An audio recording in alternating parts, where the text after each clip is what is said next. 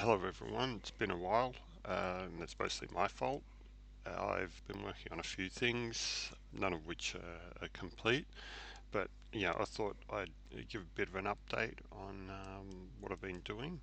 Now, one of the big things that's often talked about on Reddit and stuff like that is the fuel economy of these things, of the MT09s. So there's a, a couple of groups. So, for me, when I go out, I put 95 RON, so I'm in Australia, whatever it is, or 98, but usually 95 because that's what I've tuned to in. And from full, I'll go off, I'll ride the twisties or the back roads and whatnot. And the fuel light will reliably come on around 200 kilometers, and at that point, it's used up 10 liters of its 14-liter tank, so I've got about 280 full usage.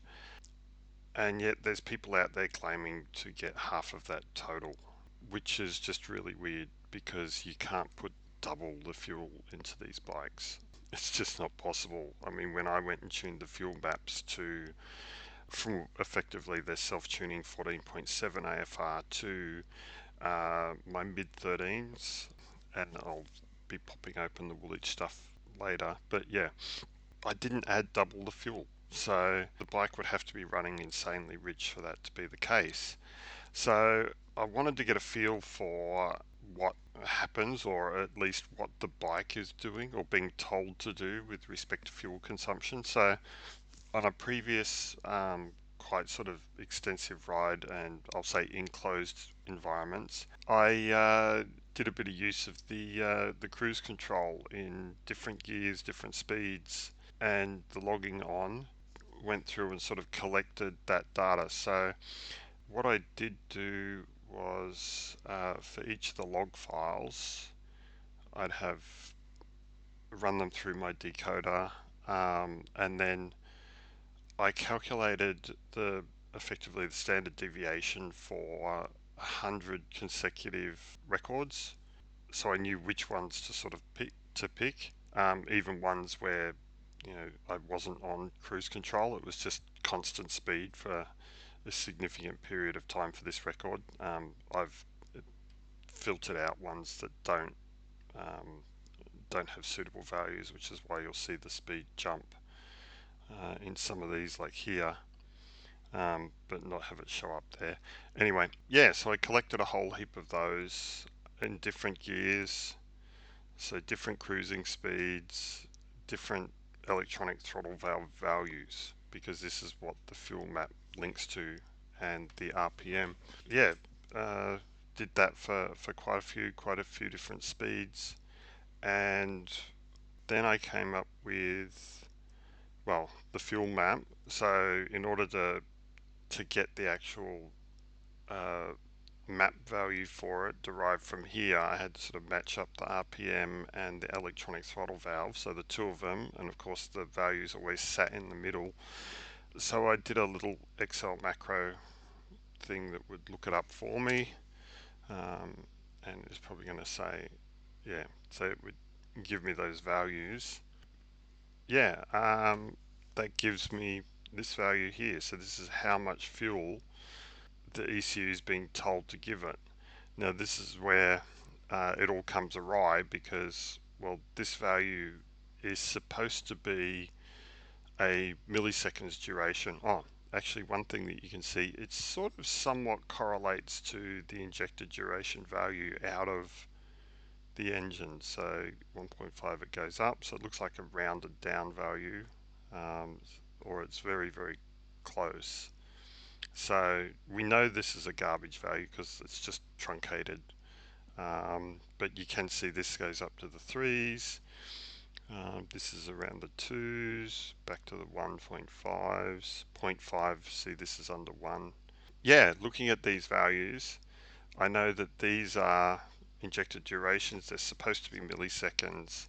The issue comes down to the RPM, and it's like, well, at 6,000 RPM, is this being injected 3 times per revolution? So it should be this per minute. So do I multiply this times 3 times the RPM? Yeah, all of this is where I've stopped at the moment, which is trying to work out the actual calculations and the fuel economy.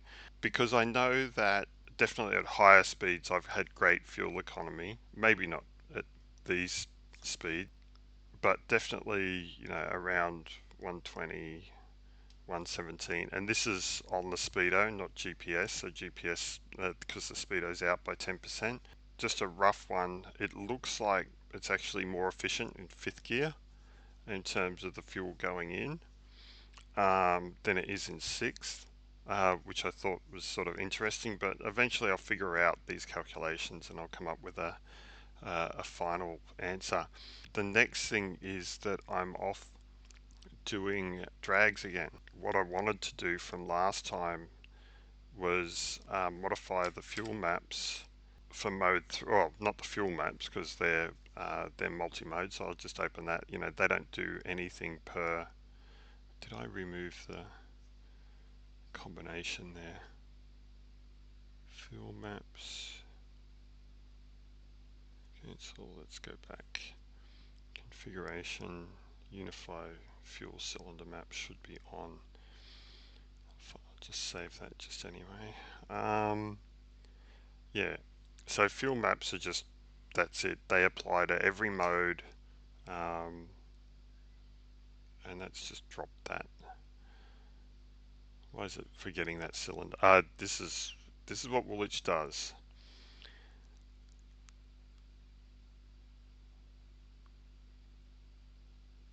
Okay, and we go to fuel maps, and it's still per cylinder. Okay, so that's not. Okay, just a quick insert here. So with the configuration, the one thing I was not doing was setting this with the unify cylinder offset. So that's why the setting wasn't sticking. So if I turned it off, yeah, see now it leaves it even if I turn it off. All going on the other window. So yeah, now that's combined for IOP and TPS. Obviously, I said I wasn't really playing around with them. Yeah, that was the configuration difference, was that it had blanked this out, and when I set that, then it persisted. So obviously, there's been quite a lot of updates have been pushed through since I last did anything serious in the Woolwich software. So yeah, it was just one of those things that got changed along the way. What I did do was the the ignition maps. So mode 1, I've copied into mode 3 because I never use it, and I've done that for neutral and for gears 1 to 6. So this is my mode 1 values copied across, and the other one is, oh, sorry, ignition, other maps. So the next one is the electronic throttle valve ones. So I went through all of them. They're all across the board, none of them except for the actual throttle position. Mappings have a relationship to the actual mode. So the only other one with modes is the throttle mapping here. So this is mode 1 copied into mode 3 for the gears. There's a bit of extra that I'll cover in a sec. And what I did after the last drag strip run was go through all the previous video. I won't sort of pull it up, but I went through all the data logs for it and looked at where I was getting wheel spin, where I was getting too much lift, because basically if the front's in the air, you're on the limit of how much power you can put down. And the gear one's sort of the interesting one. The main point was that giving 100% throttle was just unnatural because you're so used to on the streets not twisting it all the way around, and position wise on the bike it's a lot of effort. There's too much to give 100% throttle, too much twist. More often than not, when I'm on the street and I want to give it 100%, or I'm on the back roads, twisties and whatnot, and I want to give it 100% throttle, I'm already in a full tuck.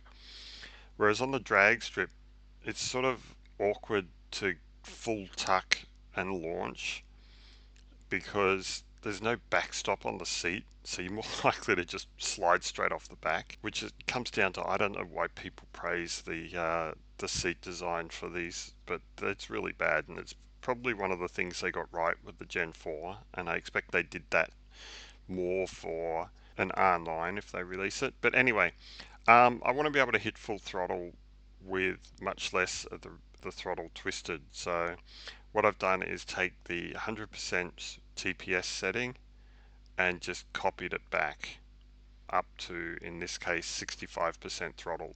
So I get normal throttle up until uh, the 65% mark, so 2/3 is just exactly normal, and then it's a jump straight to 100% throttle, or what I would be getting at 100%.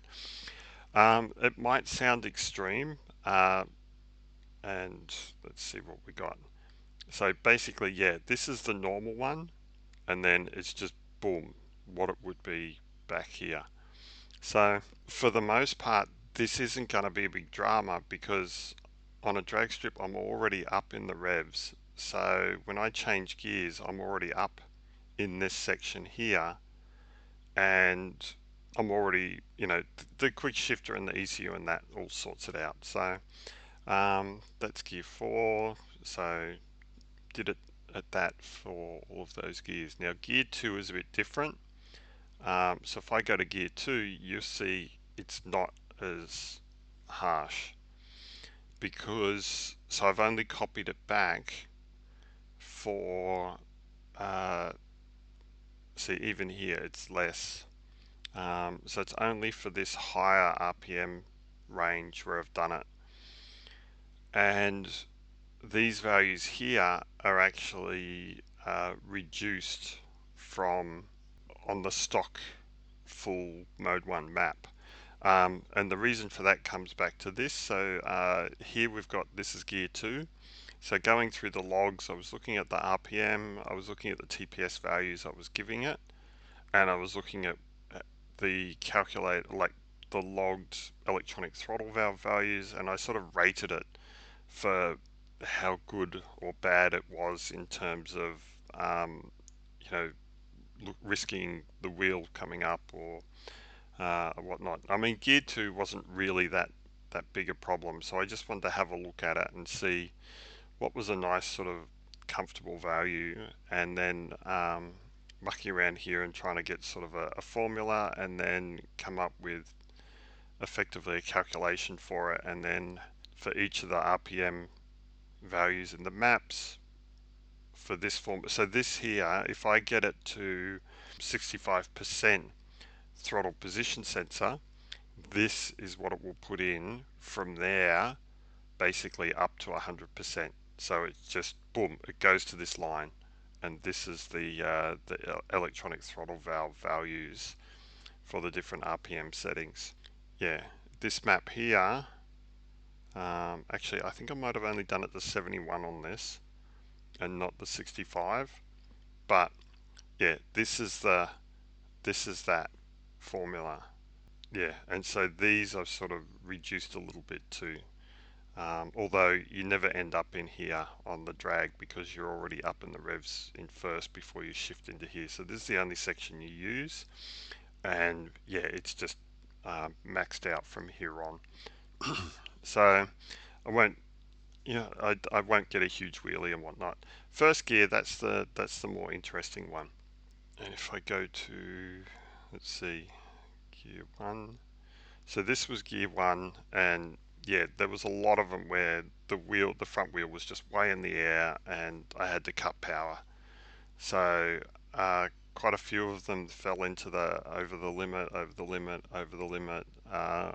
I put in some under the limit ones. Let's see, on the limit, these were under, just to give us a feel. So this here is the under the limit.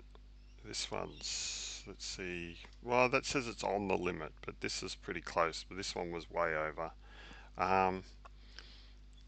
So, and it's a bit tricky because there's obviously a lag between what you do with the electronic throttle valve, the horsepower it puts in, it takes a bit to spin up and before the front lifts. there is a bit of that's why the graph works. So having this little graph, that's why it works reasonably well. Um, Coming back, 28. So yeah, I went to 71% and I copied it in, and then I just sort of copied that value back until I hit it here.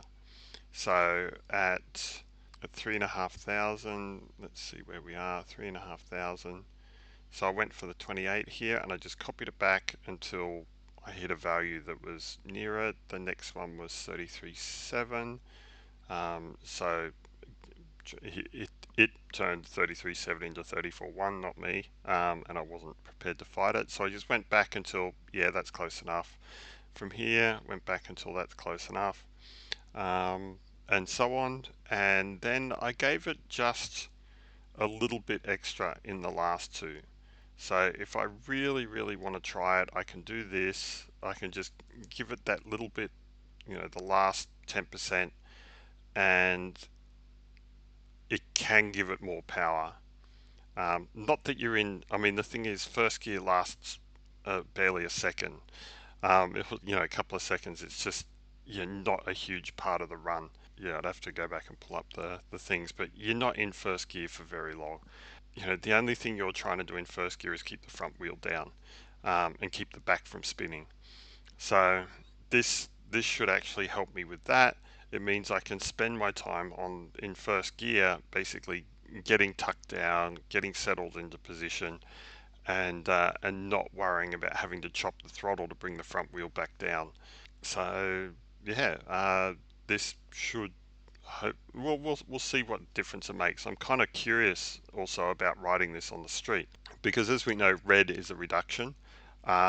This was all blue. It was a bit like this when I copied it in the first time. And one of the big things about getting tunes is you remove the throttle restrictions. Well, the reality is anything here in first gear is not really a restriction because you can't use it anyway. The only thing you're doing is handing over control to the lift control, or you're wheeling it, and once you're wheeling it, well, you've got to chop the throttle off again anyway. So the throttle restrictions aren't really anything to whinge about because you can't use it anyway. These values here, these actual values here, go above those, and your front wheel's in the air. So you can't use more than this. And that's the simple fact of it. So people going, you've got to get 100% at 100% in first gear means your front wheel's in the air. Now, yes, some people like wheeling. Um, some people like going quick. And yeah, going quick can't be achieved with the front wheel in the air. I've got to write this to the bike. And I was having reservations because I did this last night and I thought, you need to sleep on everything and just sort of, go, are there any consequences, any negative consequences? But having looked at this again now, I'm like, no, no, no, this is the right approach. So I take the maximum and I've carried it back to where it would apply.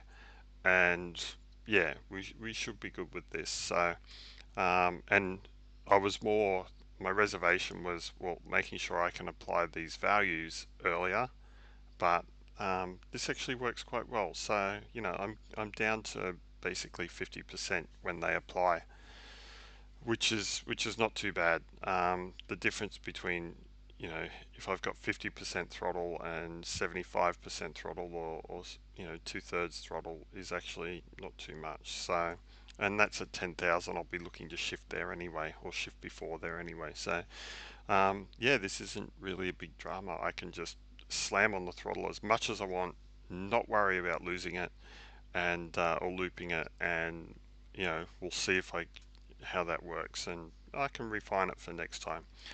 Another thing I've been doing is working on a Racebox uh, software for that.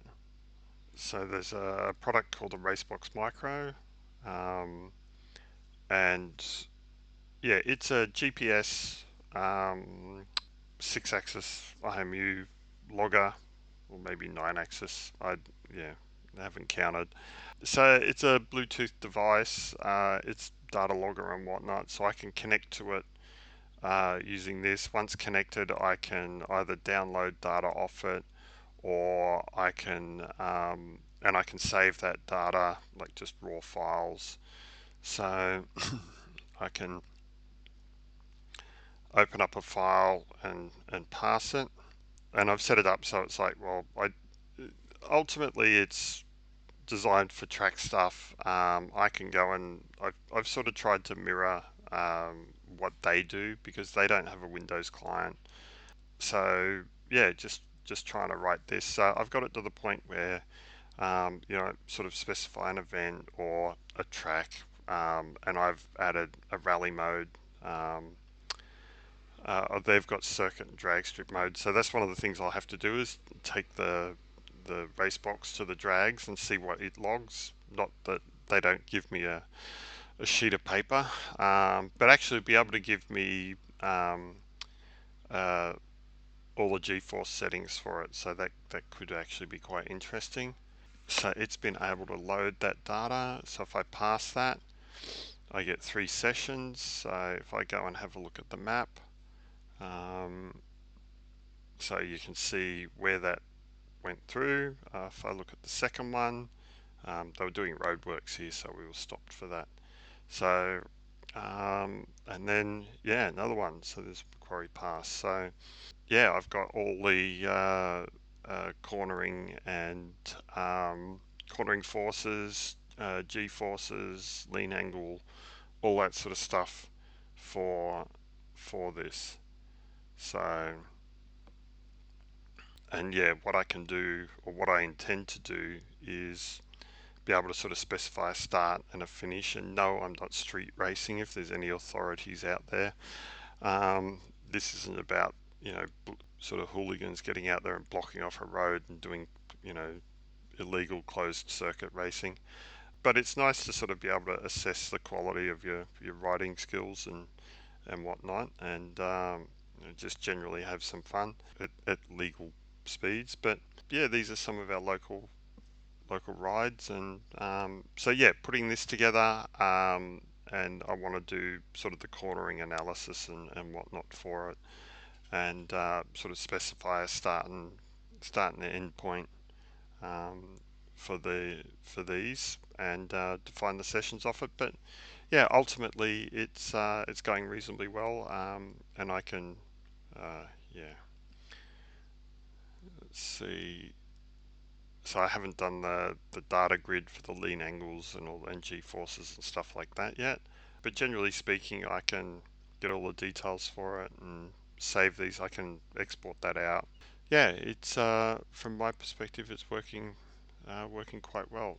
Yeah, that's about all there is for that. So, oh, and the colors are obviously not final colors. It's just so that in the design panels I can differentiate between different sort of panels and stuff like that in the layout. So no, yes, I know my color choices are pretty bad, but they're not this bad. So yeah, got drags tomorrow night, and I'll write that stuff to the bike this afternoon. I've got to go and get spark plugs, because these bikes have a special spark plug that's Yamaha designed and NGK manufactured, and NGK can't sell an alternative, and they can't sell you this spark plug directly. So anyone with Gen 3s, your bike exists for as long as you can get those spark plugs. Otherwise, you're screwed because there is no alternative replacement. So I'm actually thinking as soon as it's available, I might buy another set, and that will at least get the bike to 40,000 kilometers. It's just ridiculous. So, and Yamaha and NGK have little fights with each other over supplies. So it's taken me better part of a month to get those spark plugs in Australia, and yeah, it is the silliest thing ever. Like, I can appreciate bikes, companies like Yamaha doing the R&D, but you don't screw your customers over by obsoleting their bike over something as silly as a spark plug. So Yamaha's got a lot of explaining there to do, especially with the Gen 4 out. They just decide to abandon the manufacture of this plug. Thanks for tuning in again, and yeah, I suppose safe riding. and I'm talking like it's the actual proper channel. And yeah, never really intended that, but you know, thanks to those who come along and watch this with me. So, yep, have a good one. I'll catch you later.